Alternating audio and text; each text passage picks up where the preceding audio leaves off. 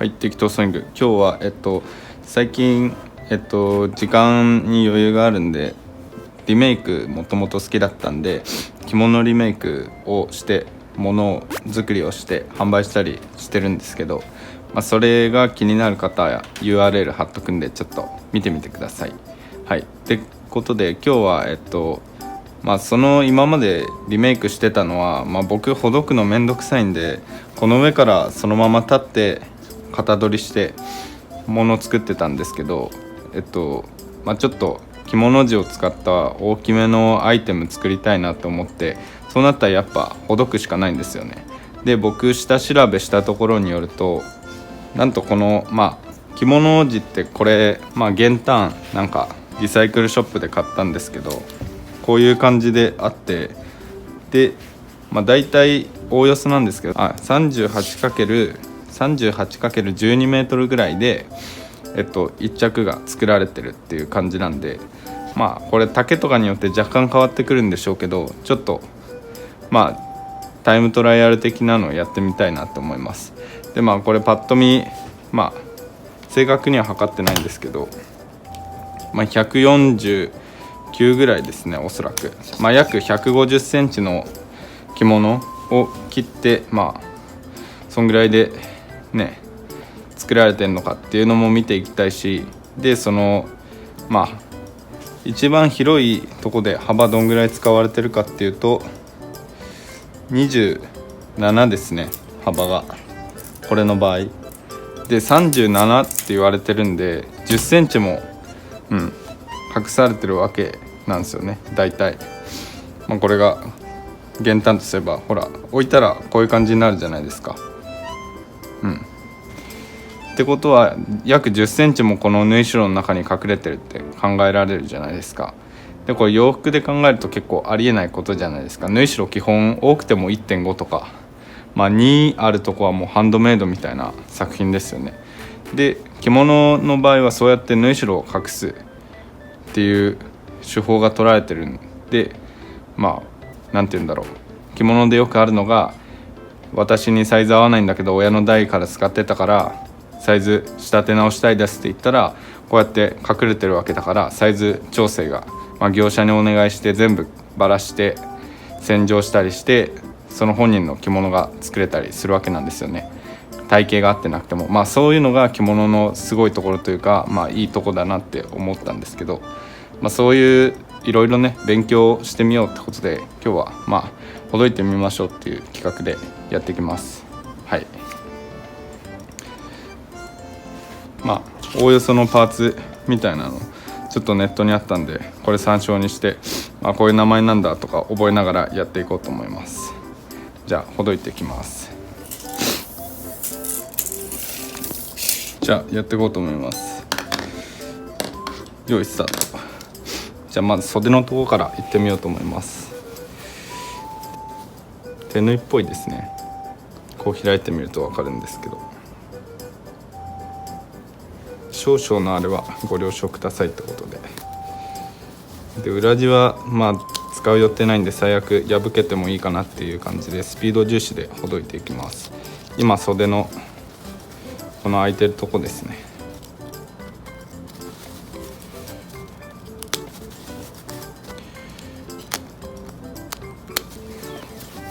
やっぱり返し縫い的なのがされてますね、結構。で表と裏は別々で中閉じ的なのがされてますね。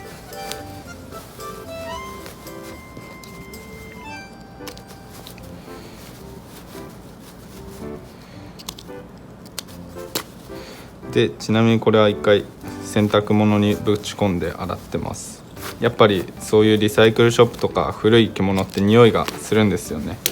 人肌について多分汗とか吸収したり、使われないからタンスにしまわれたりしてたのかな。カビ臭くなってるんですよね、基本使われてなくて。微妙な場所に置かれてると。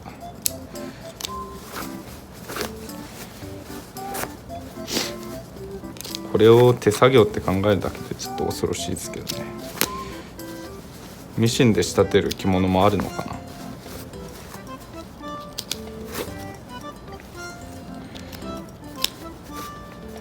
で強い生地だったらこうやっていこうと思います。これは結構厚めの着物っぽいんでいけそうですね。で今袖が取れてこういう感じですね。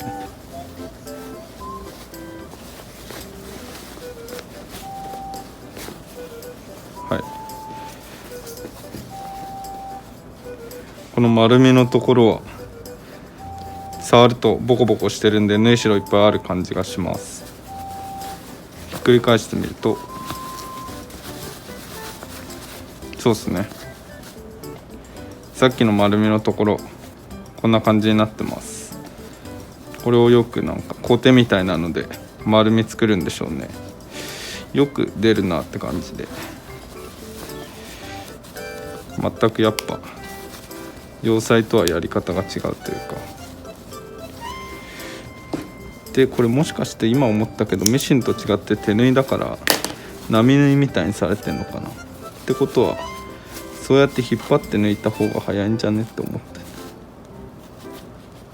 こう波縫いの糸を引っ張った方が早そうな気がした。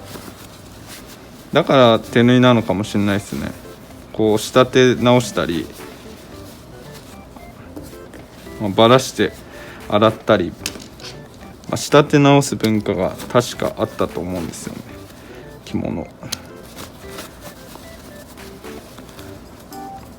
ギャザーみたいな寄せてますね。ああ、波縫いでギャザー寄せてますね、これは。なるほど。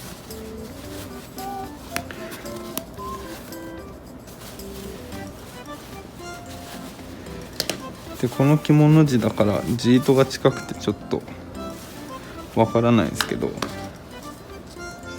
う10センチ単位ずつごとに抜いてっても早いかもね。こうやって謎に着物のほどきも覚える暇人ですね。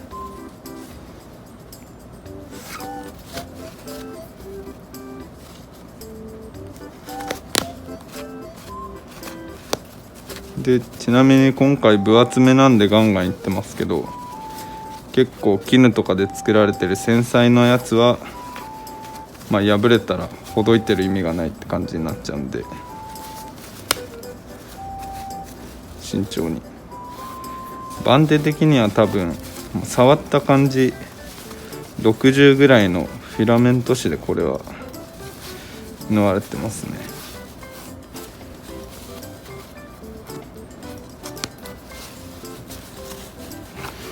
突破で吸ってますね。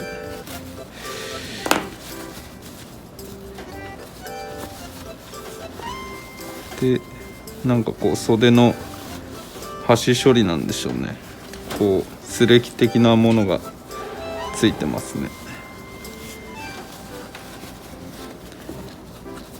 着物業界の縫製職人って洋服作るより儲かるのかな。難しそうなとこですよね。これは祭り縫い的なノリなのかな。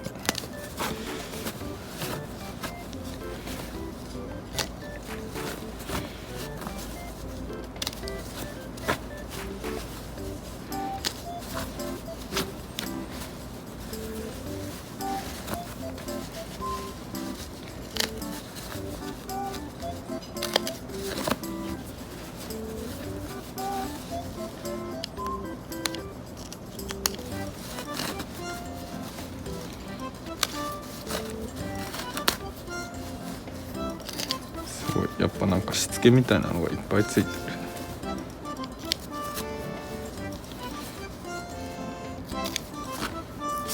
はい、で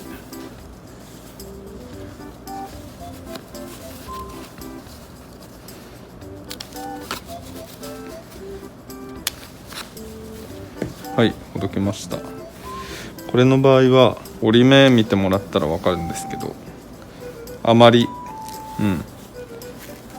2センチぐらいと1センチちょいだね。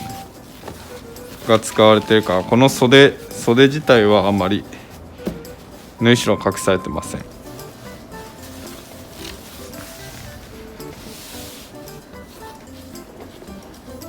はい、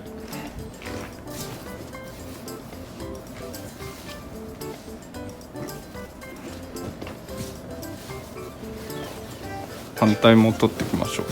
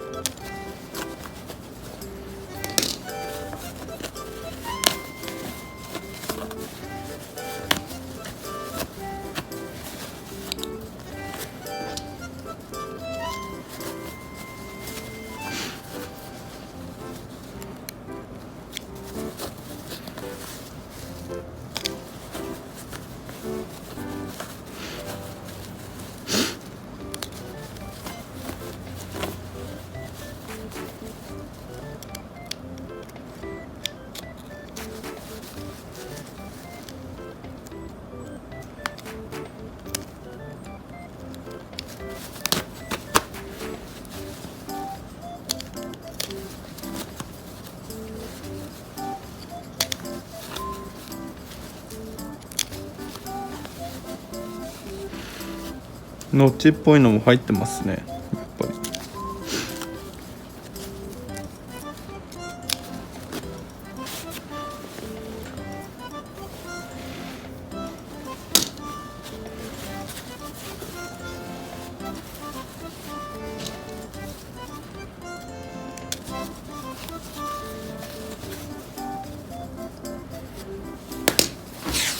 はい、一応こう並べて、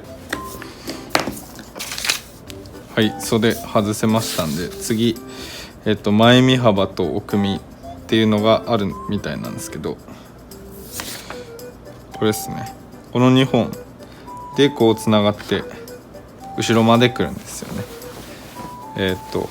これ袖今取っ外したから分かりづらいんですけど、この基本2枚みたいなのでできてる前はこれが後ろまでつながると、肩はぎ目もなく、はぎ目は途中で単のはぎが来たら剥がれるんですけど、こうやってつながっていくんですね。ここも肩がつながって、前身が、前身幅っていうのが後ろの2枚につながる感じですね。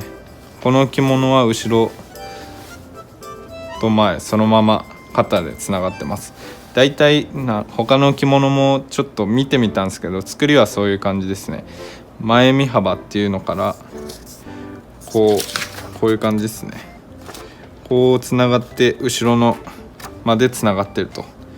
でここは前だけ、襟の下襟みたいな、襟のこの下側のとこまでつながってる、それを取っ外す感じですね。まずじゃあ襟取っ外しますか。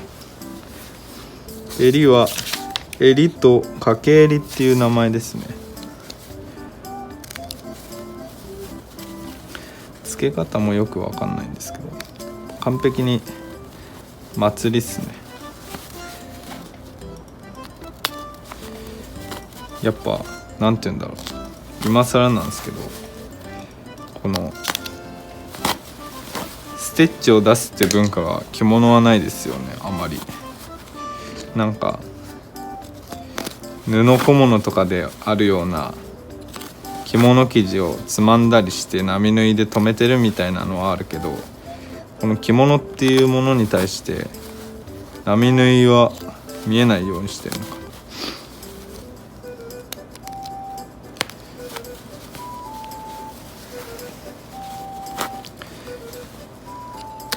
やっぱなんかこういうとこから見ても日本人ってなんか綺麗なものを作りますよね。なんて言うんだろう、洗練されてるというか、ステッチなしの服作ってるみたいなもんじゃないですか、単純に。って考えるとなんかへえって返し縫い的なのかと。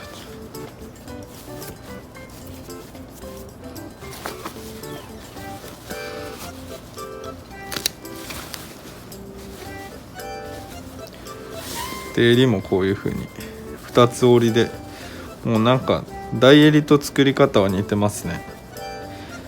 大襟っていうか、ウエストベルト考えてもらったらいいと思うんですけど、ウエストベルトと作りは一緒ですね。こう縫い代1センチから 1.5 折り込んで、こう角縫いし波縫いでして、すごいな、これ角縫いしてるんですけどわざと着せかけてますね。波縫いがここにあるんですけど、着物って着せの文化があるのかな。全然知らないとこなんで。でなんかこのあれだな、二重になってますね。今多分触ってるだけで、視聴者の方分からんかもしれんのですけど、襟からこのかぶってるとこ掛け襟っていうんですけど、かかってる襟って意味なのかな、二重になってるんですよね。触ったら厚みがあって、まだ全部ほどいてないんですけど、だから掛け襟とか言うのかもしれないですね。もうこれ本当和裁知らないど素人のただの一人で喋る動画みたいになっちゃったら申し訳ないんですけど、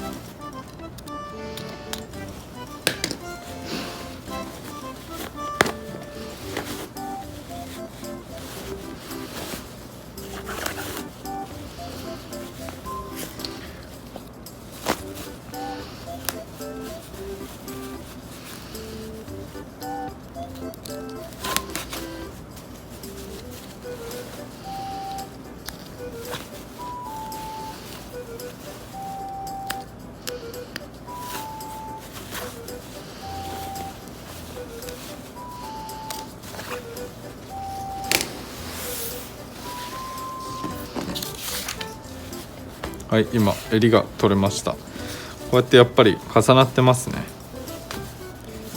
こういう感じになっています。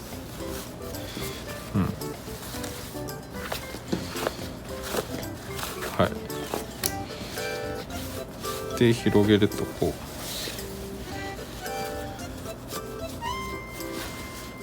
う。なるほどね。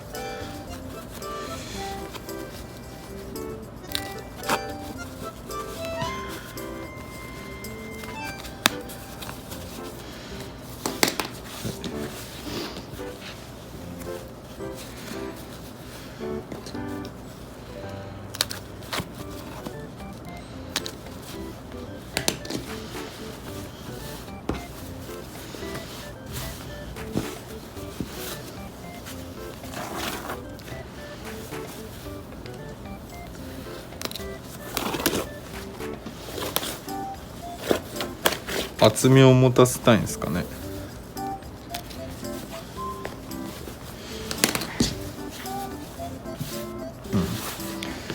ただの長方形の布って感じ。はい、こんな感じですね。でこの幅はちょっとややこしいんで、これ多分2つ分でっ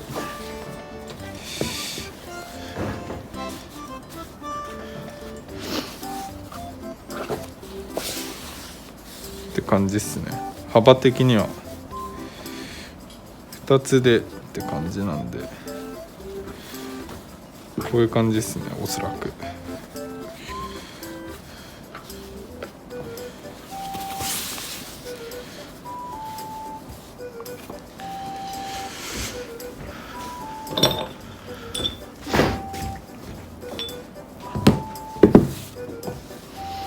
2つで多分幅になりますね、元の生地の。なんでこう折り返していこうと思います。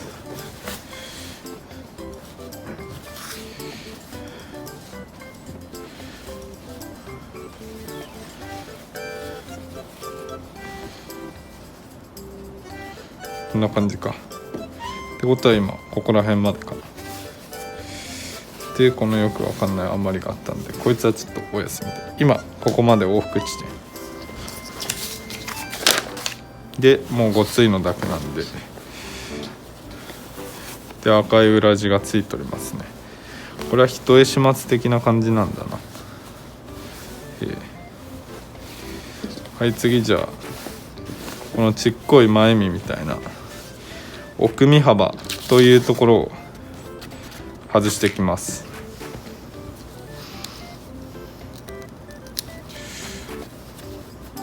これしつけされてんのは何なのかな。新品って意味、それとも着る時に外してくださいよって。だって着る時にこんなのついてないですもんね。デッドストックで捨てられたみたいな。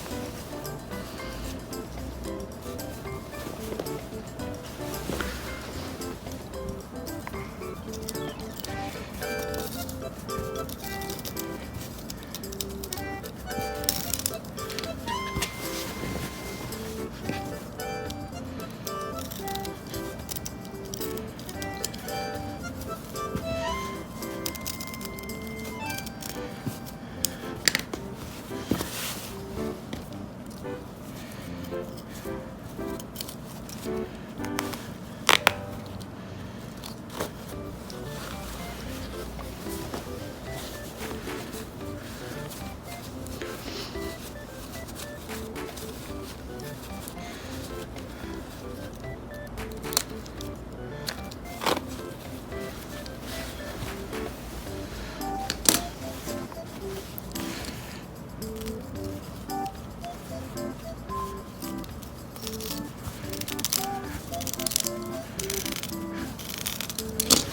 ちの方が早いっぽいな。場所がある人はこうやって指でパンと貼りながら、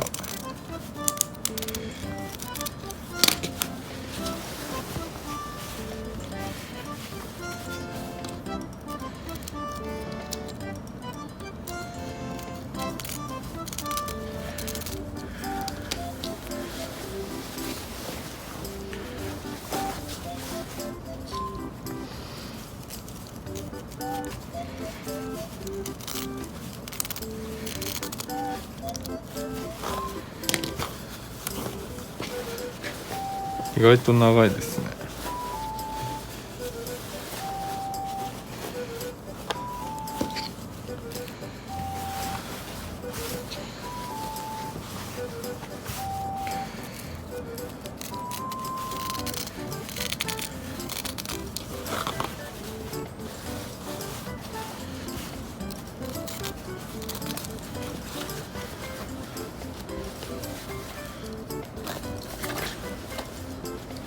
はい、1枚取れました。これも1/2ですね。奥身幅というのは、これも左右で半分いったみたいな。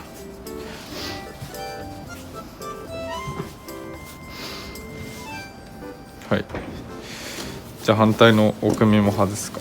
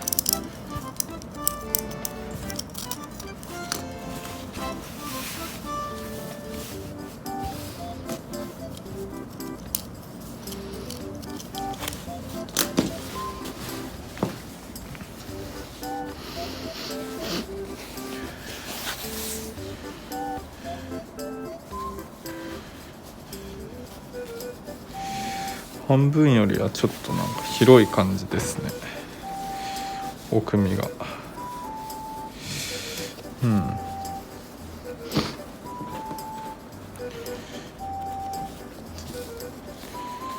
いやそんなことないか、そんなことないっすね。幅は一緒ですね、広げれば。一緒だ。やっぱ2分の1で、あとは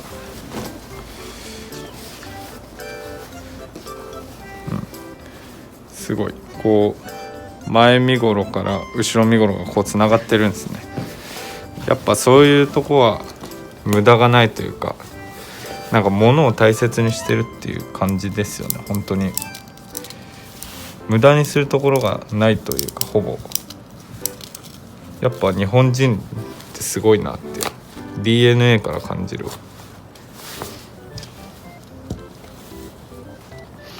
この裾も一気にぶった切るか。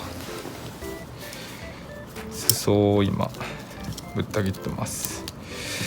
で切れ味そろそろこいつ限界なんで、ちょっと別の100均のやつになるんですけど、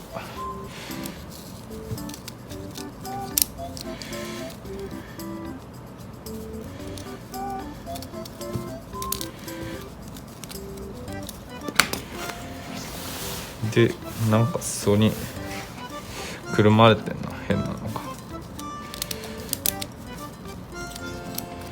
切れんな全然。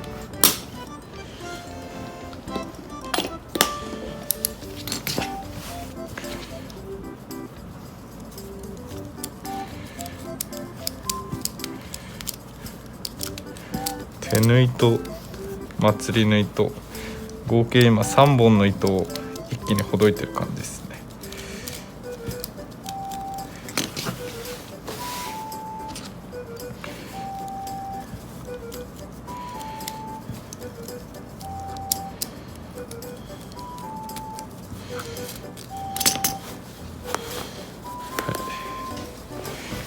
で裏地は置いといて、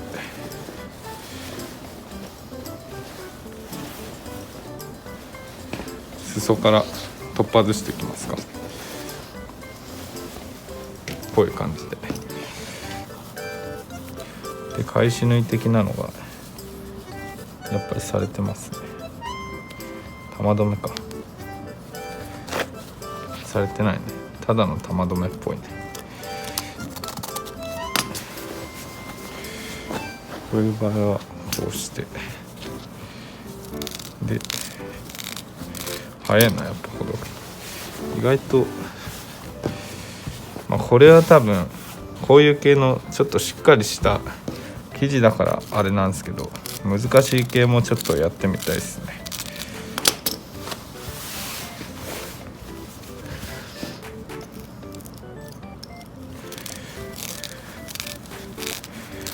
はい。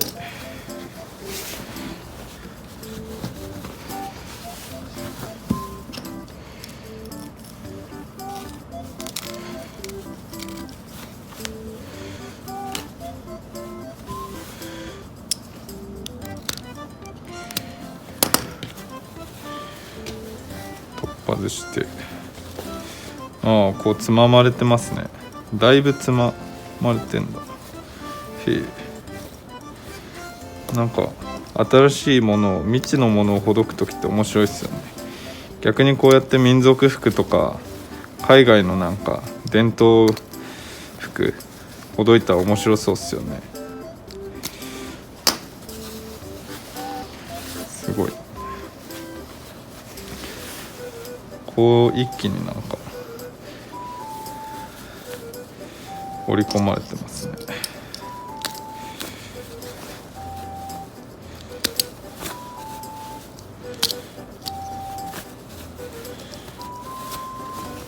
はい。で中閉じみたいなのがついとるんで、それもほどいて。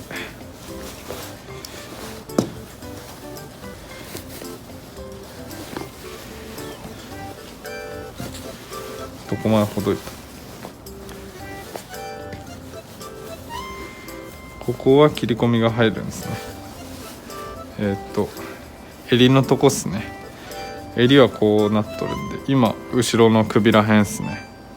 見えるかな、なってるんで、襟はこう切り込みが入るみたいですね。切り込み入って、これ今後ろ中心をほどけます。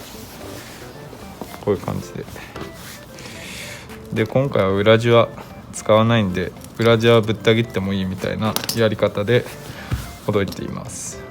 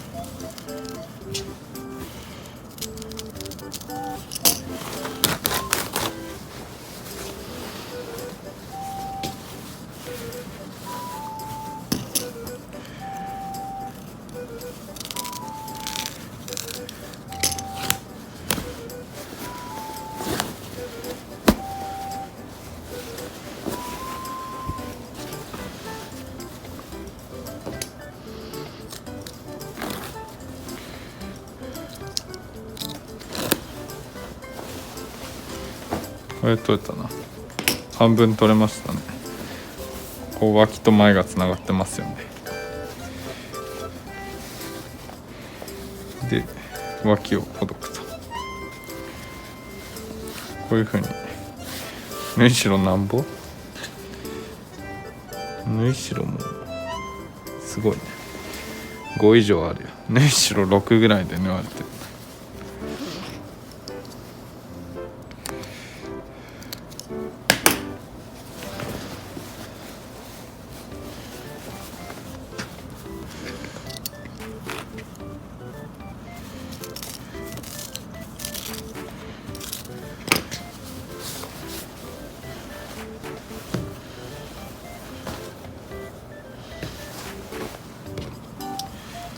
ここも缶止みたいなのが、ネクタイの缶止みたいなのがされてましたね。浮いてる缶止っていうの、確か虫止めって名前ですね。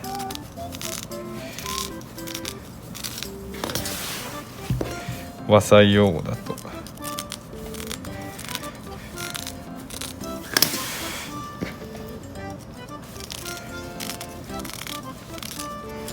はい、取った。でこうところどころ止まってるんで、どういう縫い方、袋縫い的な感じだね。不思議な折り伏せ縫いみたいな感じだ。大変だな。折り伏せ縫いをミシンでやっても、折り伏せのラッパがあったら楽なんですけど、なくて折り伏せ縫いをミシンでやるのも面倒なのに、手縫いでやるって最強だな。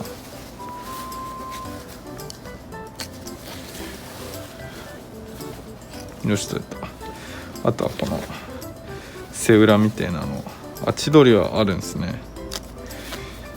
なるほど。千鳥はだって日本の名前っすもんね。もしかして洋裁のジャケットの秋の千鳥祭りとかは和裁から来てんのかな。はい。でほどけましたよと。で襟ぐりはこう切り込みがあったんだね。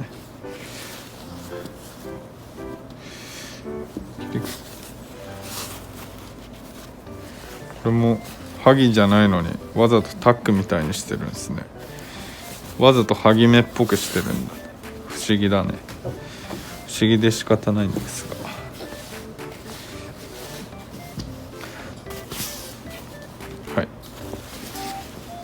で全部いけたっぽいな。で並べてどんぐらいいくか、まあおおよそで測るんで多少の誤差はご了承くださいって感じで。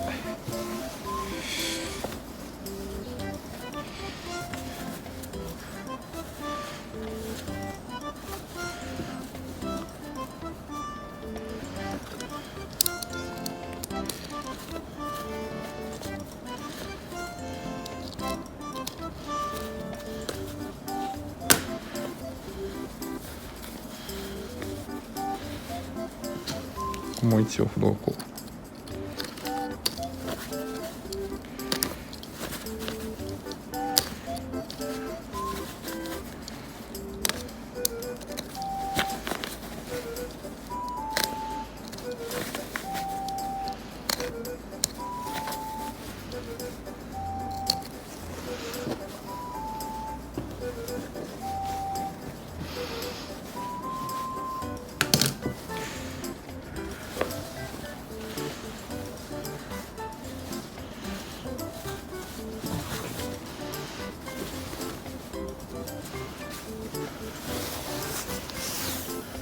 こう来て、は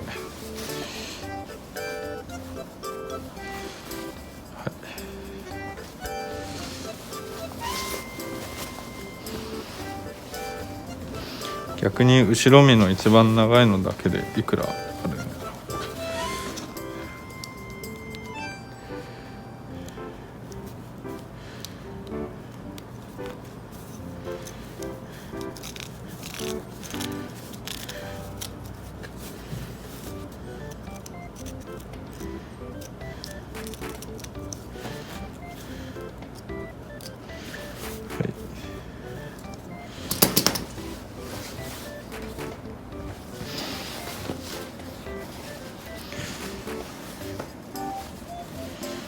投げ後ろ身の後ろ身から前身のこのつながってるとこだけで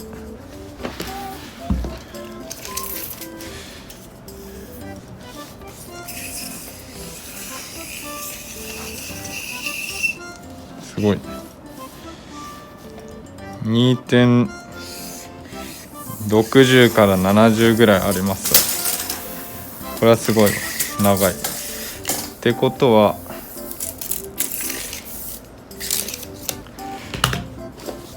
後ろ身と前身のとこだけで5メートル使ってるってことですね。どこまで行ったか。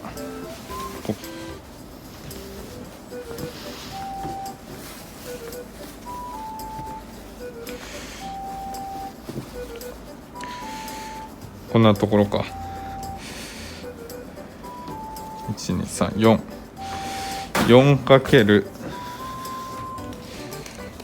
今だいたい4メートルだったんで、4往復4枚重ねなんでかける4すればいいということで、グリーンボードから、ここが270かける4。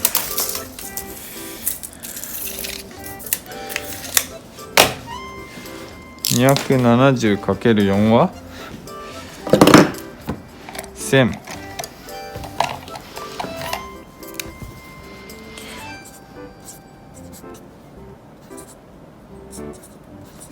1080センチイコール10メートルぐらいですね、約。で今回の着物幅が36.5、幅 36.5 という結果です。さっきの事前情報だと12メートル ×37 使われてますよって話だったんですけど、多分12メートルっていうのはこのあれかな、巻きの一巻きの長さなんじゃないかな。今回ほどいたものは約10メートルでしたね。で 36.5 幅でした。これを洋服に例えるとどんぐらいなんだろう。洋服は120とか100幅ぐらいだから、これ単純に 36.5×3、110幅になるね。約かける3すると、だから割る3すればいいんか。10割る3、 3.3。洋服の布で例えると、この着物は 3.3 メートルぐらい、布地を洋服の布地を110幅と例えて今回の分で割ると 3.3 メートル分で着物は1着仕立てられてるなっていう結果になりましたという感じで、あとちょっと面倒ですけど、アイロンでこう平たくしてそのタイムを参考にしようと思う。じゃあやってきます。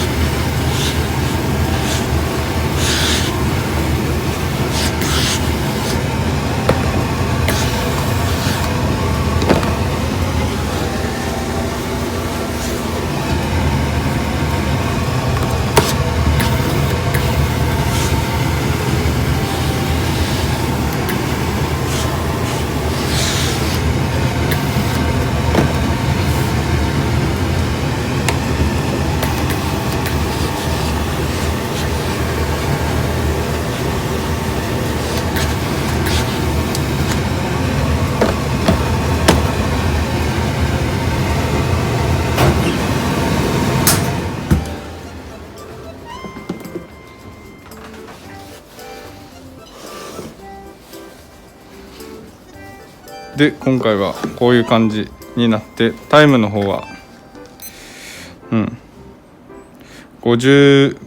約55分かかってますね。アイロンして平たくして、でこのなんて言うんだろう、糸のほどきカスは取ってないんですけど、使って完成した時に取ろうかなと思います、僕の場合で。この糸のほどきカスを取りながらやったら、おそらく僕の場合は1時間半はかかんないぐらいかなという感じでした。はい。でまあ僕計算になっちゃうんですけど、これリサイクルショップで見つけて、いくらだったか忘れちゃったんですけど、1000円しないで500円したかしてないかぐらいだったと思うんで、500円として、で1時間半、洗濯も入れて2時間と計算しましょう、経費は。で時給換算して高めに見積もって2000円、時給1000円だとして2000円で、この原価仕入れて2500円で、洋服に例えると 3.3 メートルで、着物生地の幅のままだと